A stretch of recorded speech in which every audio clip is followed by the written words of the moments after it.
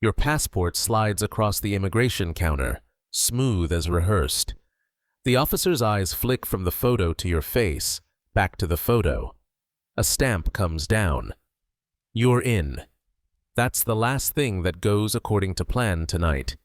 What happens next, in the rain-soaked streets of a city whose name you'll never be allowed to speak, will determine whether you ever make it home, whether anyone will even admit you existed in the first place. The Central Intelligence Agency has conducted covert operations on every continent since its founding in 1947. According to declassified documents and investigative reporting by journalists like Tim Weiner in his Pulitzer Prize-winning book Legacy of Ashes, the CIA has orchestrated regime changes, conducted assassinations, run arms smuggling operations, and maintained black site prisons in dozens of countries. These operations exist in a shadow world where success is never acknowledged and failure means disavowal. The operatives who carry out these missions are trained at facilities like Camp Peary in Virginia, known colloquially as the Farm, where they learn surveillance, weapons handling, infiltration techniques, and the art of living under false identities. But as former CIA officer Robert Baer detailed in his memoir, See No Evil, training can only prepare you for so much. The reality of black operations involves variables that no classroom scenario can replicate, consequences that no instructor can truly convey, and a level of isolation that even the most psychologically resilient individuals struggle to endure. You're tuned to the Velvet Obscura. Tonight, we'll look into one of the intelligence community's darkest realities: covert operations, where failure doesn't just mean mission abort, but disappearance, disavowal, and death in a foreign prison with no one coming to claim your body. This isn't the glamorized world of film franchises with unlimited gadgets and impossible escapes. This is the actual experience of Black Ops work, where one mistake, one overlooked detail, one piece of bad luck can end everything in seconds. If these deep dives into the shadow world help you drift off, I'd really appreciate a like or subscribe. It helps more than you know. And I'm always curious where you're listening from tonight. Drop a comment with your location. Now, settle in, maybe light a candle against the winter darkness, and let's ease into tonight's journey together. We're exploring why you, despite whatever training you might receive, would almost certainly die on your first CIA Black Ops mission. The aircraft touches down at 11:47 p.m. local time. The airport is modern, glass and steel gleaming under harsh fluorescent lights, but you can feel the weight of a different system here. Different rules, different consequences for mistakes. You've spent the 14-hour flight rehearsing your cover identity until it feels almost real. You're a freelance journalist working on a feature about urban development in emerging markets. You have business cards, a portfolio website that will withstand casual inspection, even a few published articles under your byline that the CIA's Technical Services Division planted in obscure trade publications months ago. Your legend, as cover identities are called in the intelligence community, has been carefully constructed through what former CIA officer Antonio Mendez called backstopping in his book, The Master of Disguise. Every detail, from your credit history to your social media presence, has been fabricated to withstand scrutiny. But as you join the queue at passport control, you realize that all this preparation exists in theory. The reality is that you're about to lie to an immigration officer in a country where foreign intelligence operatives, if discovered, disappear into detention facilities that don't appear on any official registry. According to Human Rights Watch reports and testimony from former detainees, several nations maintain secret prisons specifically for those suspected of espionage. The conditions in these facilities, as documented in the 2014 Senate Intelligence Committee report on CIA detention programs, involve techniques that the Red Cross has classified as torture. Sleep deprivation, stress positions, sensory manipulation, and interrogation methods that break individuals psychologically before any physical coercion begins. The immigration officer is young, perhaps mid-20s, with eyes that have already learned professional suspicion. He takes your passport, and for a moment that stretches like hours, he examines it. The document is genuine, issued by your actual government, but the biographical details inside are fiction. If he runs the passport number through the right databases, if his system flags certain indicators, if someone in a back room decides to pull you aside for secondary screening, your mission ends before it begins. According to former CIA officer John Kiriakou, who spent time in federal prison after becoming a whistleblower, passport control represents one of the highest risk moments in any covert entry. Once you're inside the immigration system, once your face is photographed and your fingerprints are scanned, you exist in official records. Any subsequent attempt to deny your presence in the country becomes impossible. The stamp comes down. You're through. You collect your single carry-on bag, nothing checked because operatives don't trust checked luggage, and walk into the arrivals hall.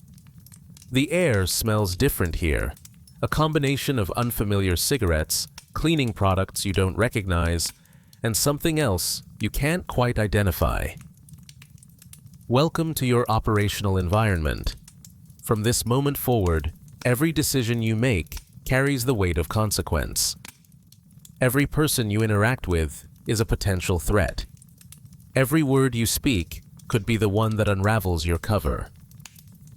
Outside, the winter rain has turned the streets into mirrors, reflecting the neon of signs in languages you've studied but don't truly speak. You've been given an address, a safe house on the 4th floor of an apartment building in a residential district. Your instructions are to take public transportation, establish a surveillance detection route to identify any tails, and arrive at the safe house no earlier than 2 a.m. You have 4 hours to kill in a foreign city alone, carrying equipment that would immediately identify you as an intelligence operative if discovered. The metro system is efficient, sterile, monitored by cameras at every entrance and exit. According to research by privacy organizations like the Electronic Frontier Foundation, modern urban surveillance networks in major cities now include facial recognition capabilities, gait analysis software, and behavioral pattern algorithms designed to flag anomalous activity. You're a foreigner, arriving on a late flight, traveling alone with minimal luggage. Already you fit a profile. The question is whether anyone is watching, whether your face is being run against databases of known intelligence personnel, whether your presence has triggered alerts in security services you can't see. You board a train heading into the city center, finding a seat near the doors as you were taught. Never sit where you can be trapped. Always position yourself with exit routes. The car is nearly empty at this hour, just a few night shift workers and late revelers heading home. You check your phone, a local device you picked up at the airport with a prepaid SIM card, and pull up a map of the city. You're supposed to be a journalist, so you should behave like one. You open a notes application and type random observations about the architecture visible through the windows, the advertisements on the station walls, the ambient sounds of the metro system. This is establishing your legend in real time, creating a digital trail that supports your cover story. But beneath the performance, your mind is calculating threat vectors. The man reading a newspaper 3 seats down, is he actually reading or watching you in peripheral vision? The woman who boarded at the last stop and positioned herself near the opposite door, is that tactical positioning or coincidence? You've been trained in surveillance detection, taught to identify the signs of a professional tail, but that training happened in controlled environments with instructors who eventually revealed themselves. Here, In operational reality, you have no way to know if you're being followed or if your training has made you paranoid, seeing threats in innocent commuters. According to former CIA officer Robert Baer, this psychological state represents one of the greatest challenges of covert work. The constant vigilance, the inability to ever fully relax, the knowledge that a single mistake can be fatal. In his years working Middle East operations, Baer described losing operatives to this pressure. Some broke under the stress and had to be exfiltrated. Others made mistakes born of exhaustion and paranoia. A few simply disappeared, their fates unknown, their names never appearing on any memorial, because their work was never officially acknowledged. You exit the metro at a station 3 stops before your actual destination. Standard surveillance detection protocol.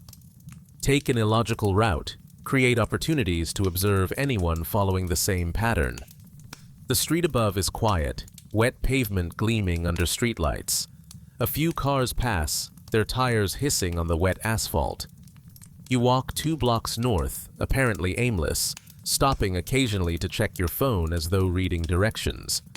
At a corner, you use the phone's camera to photograph a building, playing the tourist, but actually capturing reflections in windows behind you, documenting the street scene for later review. No obvious tails. But as you were taught, the best surveillance is invisible. A team of professionals rotating positions, using vehicles and pedestrians, communicating through encrypted channels, can follow a target for days without being identified. According to research by intelligence historians like H. Keith Melton, author of The Official CIA Manual of Trickery and Deception, Cold War-era surveillance teams often included a dozen or more operatives working in coordination. Modern techniques, enhanced by technology, can achieve the same results with fewer people but greater effectiveness. You continue your route, stopping at an all-night convenience store to purchase water and a local newspaper. Small purchases, establishing yourself as a normal presence in the neighborhood. The clerk barely looks at you, processing the transaction with the dead-eyed efficiency of someone working the graveyard shift. You pay in local currency, bills you acquired at the airport exchange. Everything about this interaction is mundane, forgettable. That's the goal. Covert operatives don't stand out. They blend into the background noise of daily life, memorably only in their complete unremarkableness. 3 blocks from the safe house, you stop in the doorway of a closed shop and wait. 5 minutes of stillness, watching the street, looking for any pattern or repetition. A taxi passes. A couple walks by, arguing in low voices. A cat crosses the street, pausing to stare at you with eyes that reflect the streetlight like coins. Nothing else. You move again, taking a final indirect route to your destination. The apartment building is exactly as described. 6 stories, aging concrete facade, entrance accessed through a courtyard. You use a key that was left, for you, in a dead drop at the airport, taped under a bench in a smoking area. The lock turns smoothly. Inside, the hallway smells of cooking oil and old carpet. You climb to the 4th floor, finding apartment 4B at the end of the corridor. Another key. Another door. Inside, darkness. You close the door behind you, lock it, and stand motionless in the dark, listening. The apartment is supposed to be empty, prepped by advanced teams, but you've been trained to verify everything. You listen for breathing, movement, any sign of human presence. After 2 full minutes, you risk using a small flashlight, sweeping the space quickly. It's a basic 2-room apartment, furnished with cheap, forgettable pieces. A couch that's seen better decades. A table with 2 chairs. A galley kitchen with a refrigerator that hums arrhythmically. A bedroom with a single mattress on a metal frame. A bathroom with a shower stall and a toilet that's probably been running since the building was constructed. On the table, you find what you're looking for. A manila envelope, unsealed. Inside, documents that will determine the next phase of your mission. A photograph of your target, a man in his 50s with graying hair and the look of someone who spent too many years in positions of minor power. His name, according to your briefing materials, is Dmitry Volkov, though you suspect that's not his real identity either. He's a facilitator, a middleman who connects parties that prefer not to meet directly, arms dealers and revolutionary groups, pharmaceutical companies, and corrupt health ministers. Anyone with money and a need for deniability. Your mission is to surveil Volkov, document his meetings, identify his contacts, and plant a tracking device on his vehicle. Simple in concept, lethal in execution. The envelope also contains a local phone, different from the one you purchased at the airport. This one has numbers pre-programmed, contacts identified only by first names. Alex is your handler, your connection to the embassy, and, through that, to Langley. Maria is a local asset, a national of this country who's been recruited to assist CIA operations for reasons you'll never fully know. Money, ideology, revenge, blackmail. The motivations of assets are often murky, and you've been taught not to trust them completely. According to former CIA officer Aldrich Ames, who himself was a Soviet mole, the greatest vulnerability in any intelligence operation is the human element. Assets can be doubled, turned into weapons against the agency that recruited them. The third item in the envelope is a small device about the size of a matchbox with a magnetic backing. This is the tracker you're supposed to place on Volkov's car. It's sophisticated technology, using satellite positioning and cellular network connections to report location data that will be monitored by analysts at a CIA facility you'll never see. The device is also, according to your training, effectively a smoking gun. If you're caught carrying it, there's no innocent explanation. It's clearly surveillance technology, clearly foreign in origin, clearly evidence of espionage. You sit at the table, examining the photograph of Volkov in the dim light from your flashlight. He has the kind of face that's difficult to remember, which is probably advantageous in his line of work. You've been given his patterns, his schedule, his known associates. Tomorrow, today actually, given the hour, he has a meeting at a cafe in the Old City District. He arrives at 11 a.m., always takes the same table on the outdoor terrace, weather permitting. He orders espresso and reads a newspaper while waiting for his contact. The meetings last anywhere from 15 minutes to an hour. When he leaves, he walks 3 blocks to where his driver waits with a black Mercedes sedan. That's your opportunity. In the confusion of a busy street, surrounded by pedestrians, you're supposed to approach the vehicle, place the tracker under the rear bumper, and disappear into the crowd. 30 seconds if everything goes perfectly. But as former CIA officer Antonio Mendez often noted, operations never go perfectly. The real skill lies in adaptation, in managing the inevitable deviations from plan, and the real danger lies in the fact that you're not just executing a technical task. You're playing a role in a complex system where multiple intelligence services are operating simultaneously, where your target may have his own security protocols, where local police may be more observant than anticipated, where any of 1,000 variables can shift suddenly and without warning. You lie down on the mattress without removing your clothes, setting a mental alarm for 8 a.m. Sleep comes in fragments, broken by unfamiliar sounds from neighboring apartments, by the occasional siren in the streets below, by your own nervous system refusing to fully relax. This is your life now, for the duration of this operation. Shallow sleep in safe houses, constant vigilance, the weight of knowing that your government will deny your existence if you're caught. Morning arrives gray and cold. You shower quickly in water that never quite gets hot, then dress in clothes selected for anonymity: jeans, a dark jacket, running shoes suitable for rapid movement if necessary. You eat an energy bar from your bag, washing it down with water from the tap that tastes of metal and chemicals. The view from the apartment window shows a city waking up, people heading to work, traffic building on the streets below. Somewhere in this urban sprawl is your target. Somewhere are the tools and contacts you'll need to complete your mission. And somewhere, possibly, are the security services that will end everything if they identify you. Your phone buzzes.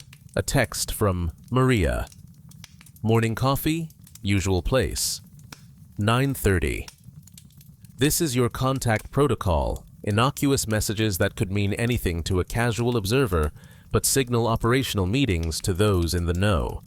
You text back. See you then.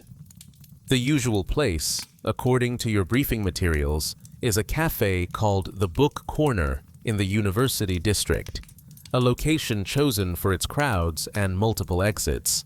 You leave the apartment at 9 a.m., taking the stairs rather than the elevator, emerging into a courtyard where residents are wheeling bicycles toward the street. You blend into the morning flow, just another foreigner in a city that sees thousands of them. The walk to the University District takes 30 minutes, during which you execute another surveillance detection route, this one more subtle than last night's. You stop to tie your shoe, using the opportunity to glance behind. You window shop at a bookstore, watching reflections. You take a wrong turn, doubling back, noting anyone who makes the same mistake. By the time you reach the book corner, you're reasonably confident you're alone, though that confidence is always provisional. The cafe is exactly as described, crowded with students, loud with conversation and the hiss of espresso machines, lined with bookshelves that give it its name. You order coffee at the counter, pay in cash, and find a table with a view of the entrance. At 9:33, a woman enters. She's in her 30s, dressed professionally but not expensively, carrying a leather bag, and wearing glasses that might be real, or might be part of her own operational disguise. She scans the room, makes eye contact with you for a fraction of a second, then orders her own coffee before joining you at the table. "You're new," she says in English, her accent placing her from this region, but educated abroad. "I was told to expect someone, but they didn't say when."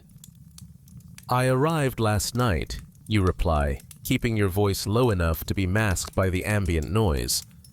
"Everything on schedule?" Maria nods, sipping her coffee. Volkov keeps his patterns. Same cafe, same time. But there's a complication. Your stomach tightens. Complications in operational planning are where missions begin to unravel. What kind of complication? There's been increased police presence in the old city district. Some kind of political demonstration planned for this afternoon. They're setting up checkpoints, checking identification more aggressively than usual. If you're going to make your approach on Volkov's vehicle, you'll be doing it with police potentially watching. This is the kind of variable your training touched on, but couldn't fully prepare you for. Operations exist within dynamic environments where geopolitical events, weather patterns, random chance can all affect outcomes. According to declassified CIA documents on failed operations, many missions have been compromised not by enemy action, but by unforeseeable circumstances. A traffic accident blocking an escape route, a sudden rainstorm making surveillance equipment unusable, a holiday celebration creating crowds where isolation was expected. "Can we delay?" you ask. Maria shakes her head. Volkov leaves the city tomorrow, destination unknown. This is your window, and they won't extend your timeline. You know how this works. They want results, or they want you out. She's right. The operational realities of covert work Don't allow for extended delays. Every day you remain in country increases the risk of detection. Hotel records, security cameras, credit card transactions all create a data trail that analysis can potentially reconstruct. The longer you're here, the more evidence accumulates, the higher the probability that someone in this country's security apparatus will notice an anomaly and begin investigating. What about the demonstration, you ask? What's it about?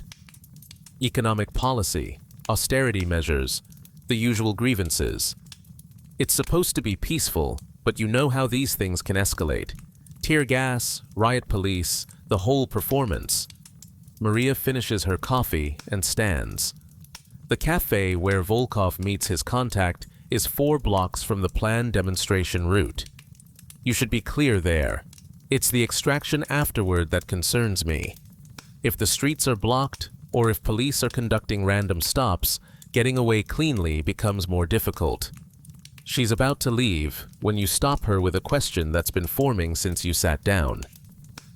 Why are you doing this? Helping us. Maria's expression doesn't change, but something shifts behind her eyes. That's not something you need to know, and it's not something I'm going to tell you. Just focus on your part of this. Get the tracker on the car. Document what you can.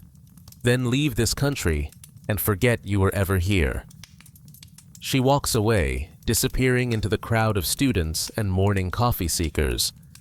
You sit for another 10 minutes, finishing your own coffee, thinking through the variables. A political demonstration, increased police presence, checkpoints and identification checks. All of it adds layers of risk to an operation that was already threading through narrow probability margins. At 10:30, you leave the cafe and begin moving toward the old city district. The architecture here is older, pre-war buildings that survived whatever conflicts this region has endured. Narrow streets wind between structures that lean against each other like exhausted friends. The cafe where Volkov conducts his meetings is called Europa, a name that appears in faded letters above a green awning. You don't approach directly. Instead, you find a position across the street in a bookstore that caters to tourists, where you can observe the cafe through the window while pretending to browse travel guides. At 11:07, a black Mercedes sedan pulls up to the curb 3 blocks down from the cafe. A man emerges from the rear passenger seat, Volkov. He's dressed in a gray suit, carrying a newspaper, looking exactly like his photograph, except older, more tired. He walks with the confidence of someone who's made this journey many times, someone who doesn't expect threats because he's paid for protection. You can't see a bodyguard, but that doesn't mean one isn't present. According to your briefing, Volkov sometimes travels with security, sometimes doesn't. The inconsistency is itself a security measure, making his protection level unpredictable to anyone planning against him. He enters the cafe, taking a table on the outdoor terrace despite the cold. A waiter appears immediately, the kind of instant service that suggests either regular patronage or pre-arrangement. Volkov orders, unfolds his newspaper, and settles in to wait. You leave the bookstore, crossing the street, approaching the cafe from an angle that keeps you out of Volkov's direct line of sight. You need to establish yourself in the area without drawing attention, become part of the background. You choose a cafe 2 doors down from Europa, ordering tea and taking a seat at a window table. From here, you have a partial view of Volkov, enough to observe without staring. You pull out your phone, pretending to work, occasionally glancing up as any normal person might. At 11:23, Volkov's contact arrives. He's younger, perhaps 40, dressed more casually in jeans and a leather jacket. He carries no visible bags or documents. The meeting begins with a handshake that lasts a fraction too long, possibly an exchange, money, information, something small enough to pass hand to hand. They sit, they talk, and you wish desperately that you had directional microphones, that you could hear what they're discussing. But this operation isn't about intelligence gathering in that sense. It's about establishing surveillance capability for future operations. The tracker you're supposed to plant will allow analysts to build a pattern analysis of Volkov's movements, identify his networks, potentially intercept him at a more advantageous moment. The meeting lasts 34 minutes. You document it as subtly as possible, using your phone to take what appear to be selfies, but are actually capturing the cafe behind you. The photographs are automatically backed up to a cloud server that only CIA technical services can access. If you're captured, if your phone is seized, the photos will be deleted remotely before they can be examined. At least, that's the theory. In practice, as whistleblower Edward Snowden revealed, even supposedly secure systems have vulnerabilities. Nothing in the intelligence world is truly safe from determined adversaries. Volkov and his contact stand, shake hands again, and part ways. The contact walks toward the old city square where, according to Maria, the demonstration will be gathering.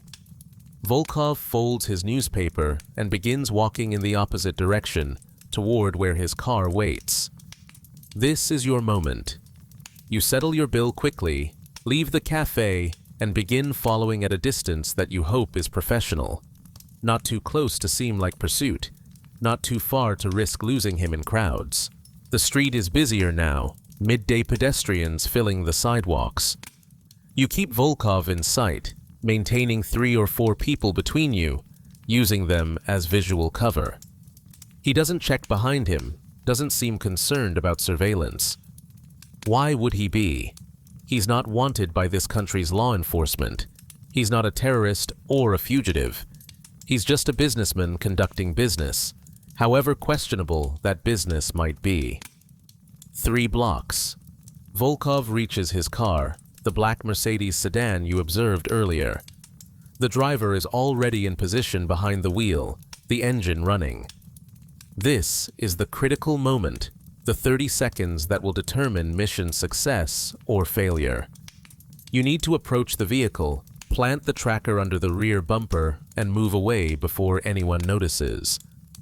The street is crowded, which works in your favor, but also means more potential witnesses. You see 2 police officers standing at the corner, their presence explained by the demonstration Maria mentioned. They're watching the crowd, looking for anything unusual. You're 10 meters from the car. Volkov is speaking to his driver through the passenger window, discussing something, pointing in a direction. This is perfect. His attention is occupied. You close the distance. 5 meters. 3 meters. You have the tracker palmed in your right hand, the magnetic backing ready. You'll drop your phone with your left hand, creating a distraction, bend to retrieve it, and use the moment to attach the tracker.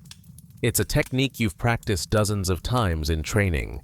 Smooth, natural, unremarkable. 2 meters. You're almost there. You prepare to drop the phone when you notice something that sends ice through your veins. A camera, mounted on the corner of the building facing this section of street, its lens pointed directly at where you're standing. It's a private security camera, probably for the shop behind you, but it's recording everything. If you plant the tracker now, the moment you crouch beside Volkov's car will be captured in digital clarity. And while the camera might be private, in countries where security services routinely demand access to such footage, your action could be reviewed later, after something goes wrong, after someone starts investigating. You abort. You walk past the car, continuing down the street as though your destination was always further ahead. Behind you, you hear the car door close, the engine rev slightly. Volkov is leaving. You've missed your opportunity. The tracker remains unused in your pocket. Evidence of failure. You turn at the next corner, finding a doorway where you can stop and think. Your heart is racing, adrenaline flooding your system with the fight or flight response that training can suppress, but never eliminate. You've just experienced one of the fundamental challenges of operational work, the gap between planning and reality. Your briefing materials mentioned surveillance cameras as a general threat, but didn't note a specific camera at this specific location. Because how could they? The intelligence preparation for this operation likely involved satellite imagery, maybe some on-the-ground reconnaissance by other assets, but there's no way to document every security camera in a major city. And even if they could, cameras get installed, moved, upgraded constantly. The operational environment is always shifting. You pull out your phone, the operational one with the programmed contacts. You need to report to your handler, explain what happened, receive new instructions. But before you can dial, the phone buzzes. A text from Alex. Do not initiate contact. Communication window is closed. Proceed to alternate protocol Delta. Alternate protocol Delta. You search your memory for the meaning.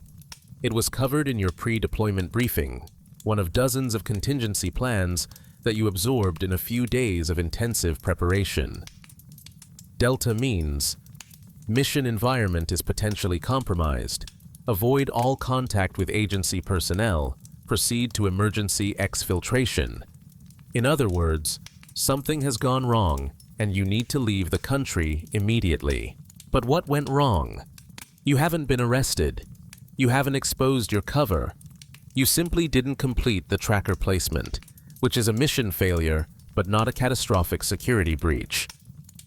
Unless something else has happened. Unless Maria was compromised. Unless Volkov is more aware of surveillance than your briefing suggested. Unless the police presence around the demonstration is actually about something else entirely. Unless any of 1,000 variables has shifted in ways that make your continued presence here dangerous. You begin walking, not back toward your safe house, but toward the central train station. Alternate protocol Delta includes a specific sequence of actions. Destroy the operational phone, sanitize your appearance to remove any distinguishing features, purchase a train ticket to a neighboring country using your cover identity, and cross the border before anyone has reason to look for you. It's a retreat, an admission of failure, but also a survival mechanism. Failed operations happen constantly in the intelligence world. What separates professionals from corpses is knowing when to abort. 3 blocks from the train station, you stop in a public restroom and dismantle the operational phone. The SIM card goes into a trash bin in one stall. The battery into a bin in another stall. The phone body itself, you'll drop into a river once you're clear of the city. The tracker, the one you were supposed to plant, goes into your jacket pocket. You'll need to get rid of it too, but carefully. Just dropping it somewhere leaves physical evidence that forensic teams could potentially link back to you. At the train station, you study the departure boards. There are trains to several neighboring countries, part of the regional rail network that moves millions of travelers annually. You choose a destination 3 countries away, a long journey that will require multiple connections, but also creates distance between you and this operational theater. The ticket costs more than you'd like to spend from your operational funds, but escape has no budget constraints. The train departs in 40 minutes. You have time to buy a sandwich, use the restroom again, study the faces of other travelers waiting in the station. You're looking for anything that seems wrong, anyone paying too much attention, anyone whose presence doesn't quite fit the normal patterns of a train station. But everyone seems occupied with their own travels, their own concerns. If you're being surveilled, it's at a level of sophistication that you can't detect. Boarding begins. You show your ticket, your passport, and climb onto the train. The compartment is half full, passengers settling in for the journey. You find a seat by the window, stow your bag, and try to appear like any other traveler. Bored, perhaps reading on your phone, looking forward to reaching your destination. The train pulls away from the station at exactly its scheduled time. You watch the city recede. Through the window, apartment buildings giving way to industrial areas, then to suburbs, then to countryside. You're leaving. You failed your mission, but you're leaving alive and free, which is more than many operatives in similar situations can claim. Your phone buzzes. Not the operational phone, which is now in 3 pieces scattered across the city, but your personal phone, the one you bought at the airport. A text from an unknown number. Enjoy your trip home. That's all. No signature, no context. But the message is clear. Someone knows you're leaving. Someone tracked you to the train station, identified which train you boarded, and sent this message to confirm surveillance. The question is, who? Your own handler, using a method to confirm your exfiltration, or this country's security services, letting you know they've been watching all along, allowing you to leave as a message to your agency about their capabilities. You delete the text and put the phone away. For the next several hours, you're trapped on this train, unable to deviate from the route, unable to communicate with your agency. You can only sit and wait, watching the landscape change, wondering what went wrong, wondering if you'll even make it to the border. The train crosses into the first neighboring country without incident. The conductor checks tickets, but doesn't scrutinize passports. No police board the train. No one approaches you or shows unusual interest. Maybe the text was paranoia, a wrong number, a coincidence. But you've been trained not to believe in coincidences. Everything means something, even when you can't decipher the meaning. At the transfer station, you have a 2-hour layover. You find a cafe inside the station, order coffee you don't want, and sit where you can observe the crowd. Your training in surveillance detection is working overtime now, analyzing every person, every pattern, looking for the team that might be tracking you. But modern surveillance doesn't require obvious tails. With facial recognition technology deployed at train stations across Europe, as documented by organizations like Amnesty International, your movement through this station is likely being recorded whether or not human agents are present. Your face is being captured, processed, potentially matched against databases. If your cover identity is solid, this shouldn't matter. But if there's been any compromise, any link between your legend and your actual identity, algorithms are making those connections right now. The second train arrives. You board, find another seat, resume the performance of normalcy. This leg of the journey is longer, 6 hours through mountain passes and industrial valleys, stopping at small towns where no one boards and no one exits.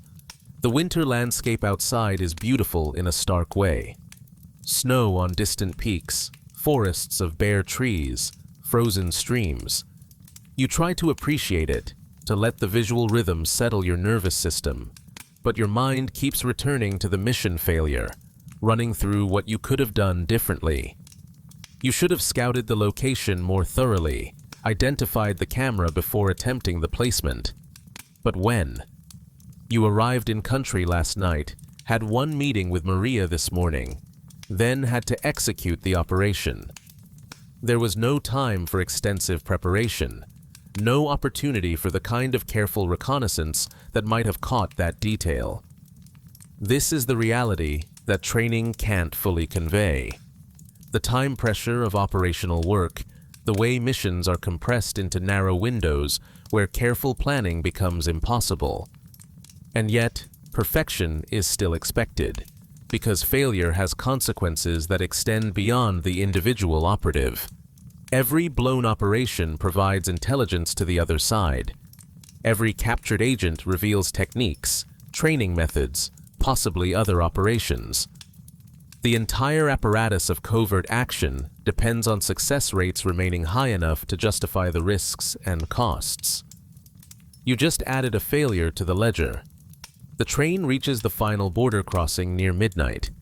This time, border guards do board the train, moving through the compartments, checking documents. Your passport gets a more thorough examination here. The guard comparing the photo to your face, flipping through the pages, noting the entry stamp from your previous country. He asks your purpose for travel. You explain that you're a journalist doing research, showing him one of your business cards, mentioning the articles you supposedly wrote. The guard nods, stamps your passport, moves on. You're through. You're out of the operational theater, in a country where your agency has closer relationships with local services, where being identified as CIA wouldn't necessarily mean arrest and torture. You exit the train at the capital city, find a cheap hotel near the station that accepts cash and doesn't ask too many questions about late-night arrivals. In the room, finally alone behind a locked door, you allow yourself to acknowledge the fear that's been building since that text message on the first train. Your hands are shaking slightly. Your breath is coming too fast. You sit on the bed and force yourself through the breathing exercises you were taught for stress management. 4 counts in, hold for 4. 4 counts out, hold for 4. Repeat until the physiology calms. You need to contact your handler, report your status, receive instructions for final exfiltration back to the United States. But the operational phone is destroyed, and you're not supposed to use your personal phone for agency communication. You need to find a payphone, assuming those still exist in this country, or an internet cafe where you can send an encrypted message through a secure portal. But it's past midnight, and everything is closed. Tomorrow, then. Tomorrow, you'll make contact, explain what happened, face whatever consequences come from mission failure. For tonight, you're just trying to remember why you thought covert operations work was something you wanted to do, why you volunteered for this, why anyone volunteers for work where success is measured in silence, and failure can mean death in a foreign prison. You don't sleep well. The dreams, when they come, are fragments of the last 24 hours played back in distorted sequences. The immigration officer's face morphing into something inhuman. The cafe where you met Maria filling with police officers who all turned to stare at you simultaneously. Volkov's car exploding as you reach for the bumper, the blast catching you, throwing you backward into a void. You wake multiple times, disoriented, forgetting where you are, taking seconds to reconstruct the chain of events that led you to this hotel room, in this city, in this country. Morning arrives gray and cold. You shower, dress in the same clothes because you have nothing else, and venture into the city. You find an internet cafe 2 blocks from the hotel, the kind of place that caters to travelers and students, with rows of computers and questionable coffee. You pay for an hour, settle at a terminal in the back corner with sightlines to the door, and navigate to a generic webmail service. You compose a message using the code phrases that will identify you to the recipient, explaining your situation, requesting extraction instructions. The message goes to an email address you memorized during training, an address monitored 24 hours a day by personnel whose job is handling compromised operations. You send the message, clear the browser history, pay for your time, and leave. Standard protocol says you should receive a response within 6 hours. Until then, you're supposed to maintain a low profile, avoid drawing attention, stay in public places where security services would have difficulty making an arrest without causing a scene. You walk through the city, following a route without destination, just movement to burn time and nervous energy. The capital is beautiful in the way that European cities often are, old architecture mixed with modern infrastructure, history visible in every plaza and monument. You stop at a park, sit on a bench, watch people go about their lives. Office workers hurrying to meetings. Parents with children feeding ducks in a pond. An old man walking a dog that looks as old as he does. Normal. Life. The kind you stepped away from when you accepted recruitment into the clandestine service. At noon, you return to the internet cafe. The response is waiting, a message as brief as yours. Proceed to embassy, request consular services, identify yourself as Larson. That's it. No explanation, no details about what happens next. Just instructions to walk into the U.S. Embassy and use a code name. The embassy is in a district where most foreign missions are concentrated, large buildings flying national flags, surrounded by security barriers and cameras. You've been trained that embassies are sovereign territory, that once you're inside, you're legally on American soil, beyond the reach of the host country's security services. But you've also been trained that embassies are monitored, that anyone entering is documented by local services, that your face will be recorded and added to databases of known or suspected intelligence personnel. Still, you have no choice. You can't stay in this country indefinitely, can't fly home commercially without risk that your cover identity will be flagged at immigration. The embassy is your only route back to the United States, the only place where the agency can safely extract you from the consequences of your failed mission.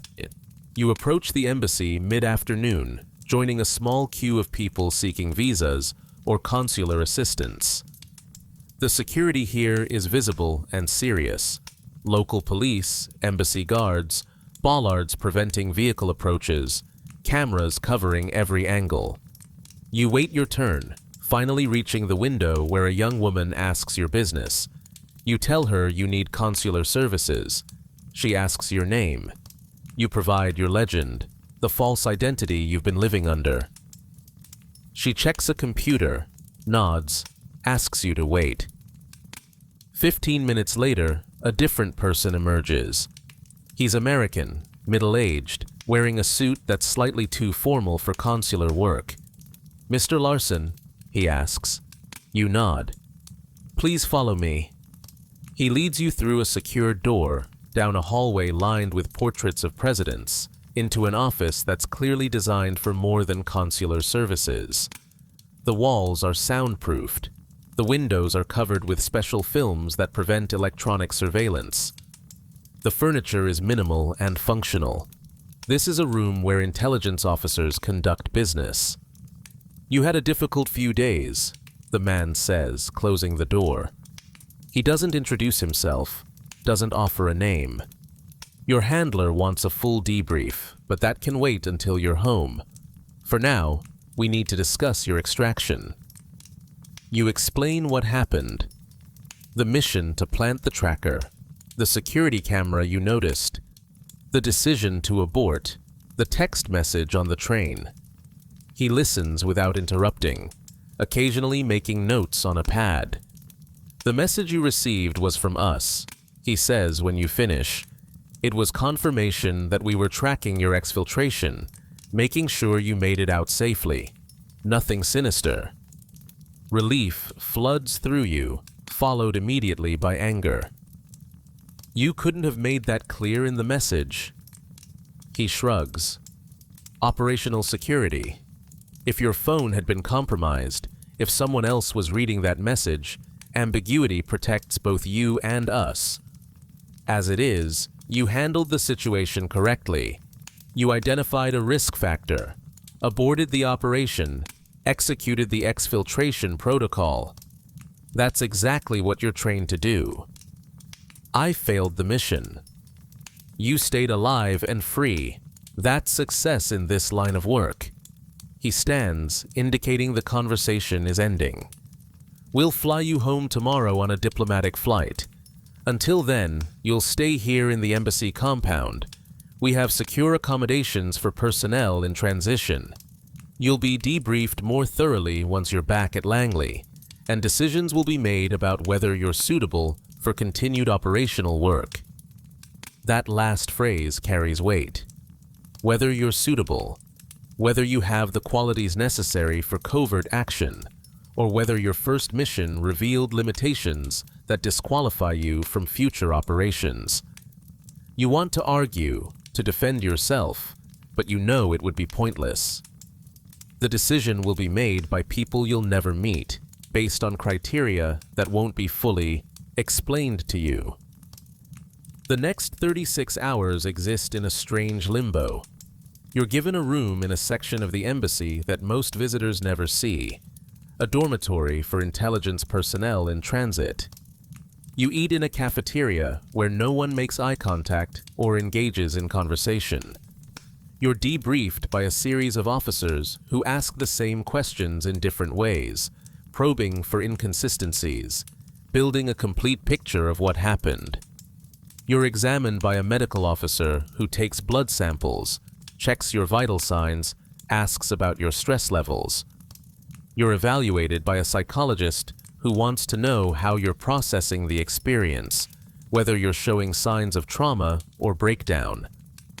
The flight home is on a military transport configured for passenger use, a utilitarian space without windows or comfort. You sit in a canvas seat, surrounded by other passengers whose missions and identities you don't know and wouldn't ask about. The flight takes 11 hours, landing at a military airfield in Virginia that civilians never see. From there, a car takes you to Langley, to the complex of buildings that house the Central Intelligence Agency. You've been here before, during training, but now you're returning as something different. Not a trainee full of possibility, but an operative who failed their first mission, whose future in the clandestine service is uncertain. The debriefing at Langley takes 3 days. You're questioned by officers from multiple departments, each interested in different aspects of your operation. The counterintelligence people want to know if you were surveilled, if there's any possibility you were identified. The operations people want to understand the tactical failure, what could have been done differently. The technical services people want their tracker back, the one you never got to use, so it can be sanitized and potentially reused. The psychological services people want to assess your mental state, determine if you're suffering from operational trauma that needs treatment. On the afternoon of the third day, you're finally told the verdict. You're called to an office where a woman you've never met reviews your file on a computer screen.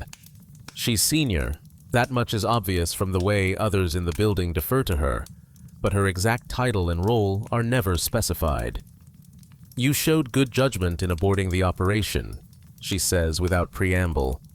Many younger officers would have pushed forward, tried to complete the mission despite the risk factor. That kind of recklessness gets people killed or captured. You made the smart choice. But I failed, you say. You survived. That's what matters. The tracker wasn't planted, that's true. But we got intelligence value from your surveillance of Volkov's meeting. The photographs you took, the documentation of his contact, that information feeds into larger analytical efforts. And you proved that you can operate under pressure, make decisions in ambiguous situations, execute exfiltration protocols when necessary. She pauses, studying you with eyes that have probably evaluated hundreds of operatives over her career. "So," she continues, "there are concerns about whether you're ready for high-risk operational work. You're technically proficient, your training scores were excellent, but there's a difference between controlled scenarios and real-world operations. Some people have the psychological makeup for this work, the ability to function effectively under constant stress, to maintain cover under scrutiny, to make split-second decisions that can mean life or death. Others, despite good intentions and solid preparation, discover that operational reality is too much." What are you saying? We're reassigning you, not out of the clandestine service, but into a support role. Analysis, operational planning, case officer training. Important work that uses your skills without exposing you to the kind of fieldwork that you're not quite ready for. It's a demotion disguised as reassignment. You're being pulled from operational roles because you're judged to lack whatever quality separates those who succeed in covert action from those who don't. The decision has already been made. This conversation is merely notification, not negotiation. Is there any possibility of returning to operational work, you ask? Possibly. After several years? Possibly. After, in support roles, after additional training, after evaluation by senior officers, you might be reconsidered for field operations. But that's not guaranteed. Many officers spend entire careers in support functions. It's not the glamorous work, but it's essential to everything we do. You're dismissed. You leave the office, walk through corridors filled with people whose missions you'll now support rather than execute, emerge into the Virginia afternoon, feeling like you've lost something you barely had time to grasp. You volunteered for this work because of some image you had of yourself, some idea about serving your country in the shadows, making difficult choices that others would never know about. And now, after one failed mission, that possibility is gone. In the days that follow, as you transition into your new role, as you begin work analyzing intelligence reports and helping plan operations you won't execute, you think about what went wrong. Not tactically. The security camera was a factor you couldn't have anticipated, but psychologically. What did the evaluators see in you that suggested unsuitability for operational work? Was it the fear you felt on the train, the shaking hands in the hotel room? Was it something in your responses during debriefing, some revelation of doubt or weakness? Or was it simpler than that? You were given an impossible task, set up to fail as a test, and your failure was always the expected outcome. You'll never know. The intelligence world doesn't provide explanations, doesn't offer closure. You're simply moved from one category to another, from operator to support, from someone who acts to someone who enables others to act. And perhaps that's appropriate, perhaps it's honest. Because the truth that you learned during those 48 hours in a foreign city is that covert operations work isn't about heroism or adventure. It's about functioning under conditions of extreme stress with minimal support, making decisions based on incomplete information, accepting that failure and death are always possible outcomes. Most people, if they're honest with themselves, would not survive their first Black Ops mission. Not because they lack courage or intelligence, but because the gap between training and reality is too vast, the psychological demands too severe, the margin for error too narrow. You survived, which is more than many can claim. But survival isn't the same as success, and in the world of covert operations, anything less than success is a kind of failure that follows you forever. The mission to plant a tracker on Dmitry Volkov's car remains in the files as incomplete, archived with hundreds of other operations that didn't achieve their objectives. Volkov, as far as you know, continues his work as a facilitator, connecting parties that prefer not to meet directly, operating in the shadows where intelligence services watch but can't quite reach. He doesn't know how close he came to being tracked, doesn't know that someone risked their freedom to place a device on his vehicle. His ignorance is his protection, just as your failure is your education. You settle into your new role. You analyze intelligence from operations conducted by officers who possess whatever quality you lack. You help plan missions you'll never execute. You train new recruits, teaching them surveillance detection and cover identity maintenance, wondering which of them will succeed in operational roles and which will, like you, discover their limitations in the field. Sometimes, late at night in your apartment in Northern Virginia, you think about those hours in a foreign city.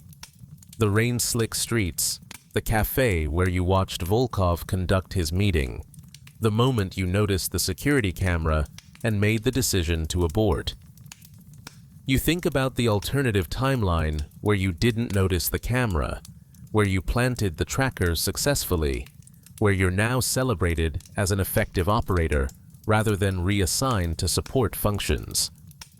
But you also think about the other alternative timeline, the one where you were caught, where local security services arrested you, where you're now in a detention facility that doesn't officially exist, being interrogated about operations and personnel you barely knew anything about. In the end, you made the choice that kept you alive and free. That has to be enough. In the world of covert operations, where success and failure are often determined by factors beyond anyone's control, survival is the only victory that matters. The rest is just mythology, the heroic narratives we tell ourselves about the intelligence profession to make the reality seem more meaningful than it actually is. You survived your first CIA Black Ops mission.